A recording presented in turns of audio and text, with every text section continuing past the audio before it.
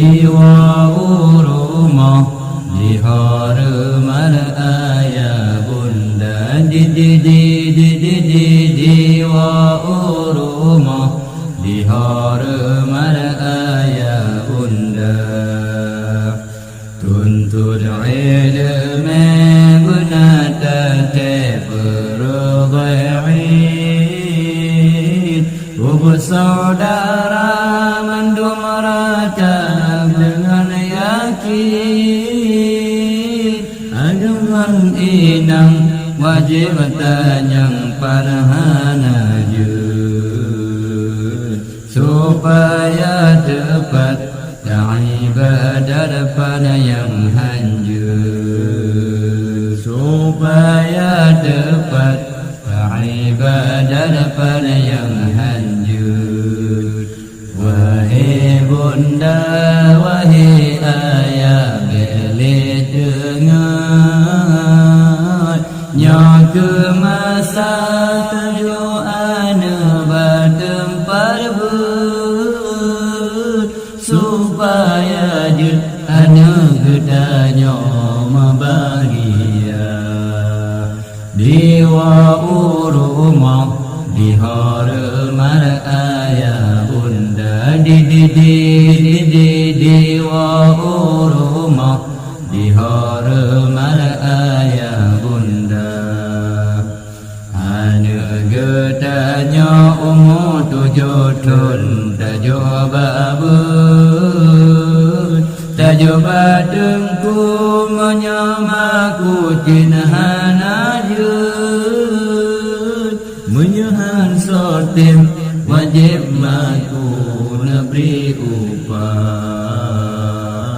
hadis firman meyumanan kentengku pegang hadis firman meyumanan kentengku pegang.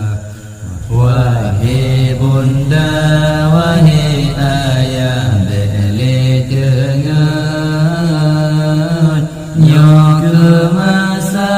tajuk anak bertempar ber supaya je anak getanya bahagia diwa urumah di haruman ayah bunda di wa urumah di haruman ayah bunda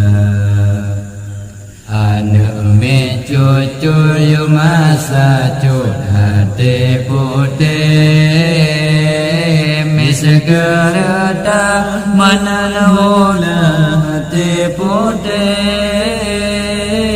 sia-sia tak pula rahana ilmi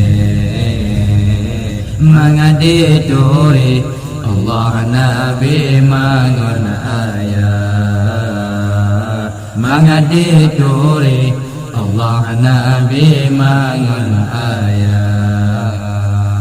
Wahai ayah lun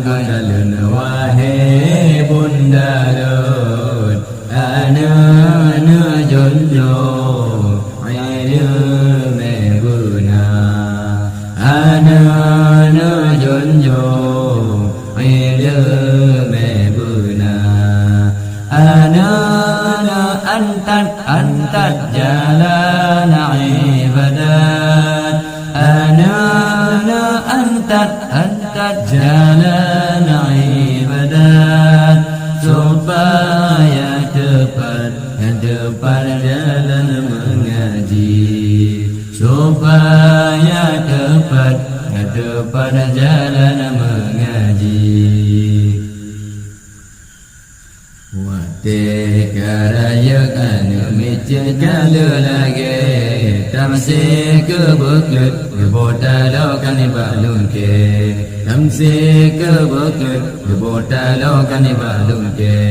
aga yo jabun cika bagadi bobo lagi aga yo jabun cika bagadi bobo lagi Yo jaba manasa janatan TV kanibakude Yo jaba manasa janatan TV kanibakude Wahai ayalun ayalun wahai bundalun Ana junjo ai bengai bena Ana junjo ai lemai bena Ana antat jalan ibadat Ana